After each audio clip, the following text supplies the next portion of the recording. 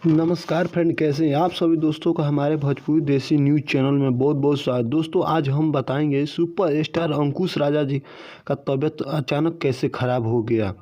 तो तबीयत ख़राब होने का वही एक वजह है जिस कारण से उनको आज के डेट में फ़िलहाल में पानी चढ़ रहा है। ऐसे कोई बात नहीं है कि उनका ज़्यादा तबीयत ख़राब है, भगवान की दुआ है कि जल्दी ठीक हो जाएंगे। लेकिन तबीयत ख़राब होने की वजह यह है कि उनका भाई का शादी था, जिस कारण से उनको शादी में बहुत दौड़ धाप का सामना करना पड़ा, जिस कारण से खाना का टाइम टेबल से सेवन नहीं कर पाए, जिस कारण से उनका तबीयत अचानक एक बाइक ख़राब हो गया। शादी के समय में उनको फिलहाल सही सलामत थे, दोनों भाई सही सलामत खुशी से सारे भोजपुरी के सुपरस्टार सिंगर डांस किए, शादी के समारोह में शामिल हुए थे। सभी को हार्दिक हार्दिक बधाई देता हूं और भगवान से मैं दुआ करता हूं कि अंकुश राजा का तबीयत बहुत जल्दी ठीक हो जाए, ताकि बीच में हमारे सुपरस्टार अंकुश का गाना फिर से हम लोग को सुनने को जल्दी मिल जाए।